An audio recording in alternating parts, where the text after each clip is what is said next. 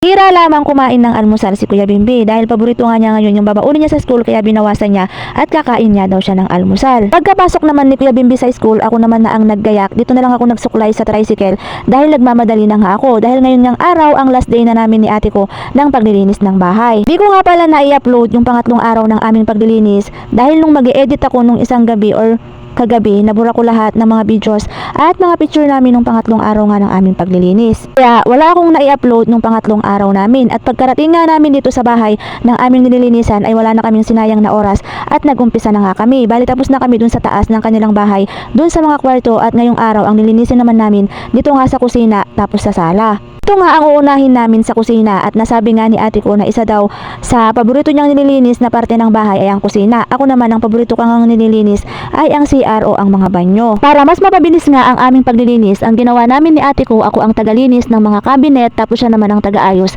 ng mga gamit. Unang araw ng paglilinis namin ni ate ko, medyo nanibago nga yung aking katawan dahil medyo matagal-tagal na rin na hindi ako naglilinis ng ibang bahay o matagal-tagal na rin na hindi ako nakipagtrabaho sa iba. Dahil sa kahirapan nga ng buhay namin noon, nagsimula akong magtrabaho bilang isang kasambahay. 16 years old ako at natatandaan ko pa pagka-graduate ko ng high school, nagpahinga lamang ako ng isang linggo at nagsimula na nga akong magtrabaho hanggang sa nagkaroon na ako ng asawa ay nakikipagtrabaho pa rin ako. Katapos naming linisin yung kusina, kumain na kami ni ate ko ng pananghalian at nagpahinga lamang kami ng mga ilang minuto. Tapos nagdiretso na nga kami maglinis dito sa kanilang sala. Para nga matapos na namin yung aming paglilinis dahil ngayon ngang araw ay last day na namin ng paglilinis. Wala namang masama sa pagiging isang kasambahay pero sana naman wag nang maranasan ng aming mga anak ang ganitong klase ng trabaho. Kaya hanggat kaya namin nagsisikap kami para ang aming mga anak ay makapagtapos nga sila ng pag-aaral at hindi sila matulad sa amin, magkaroon sila ng magandang kinabukasan.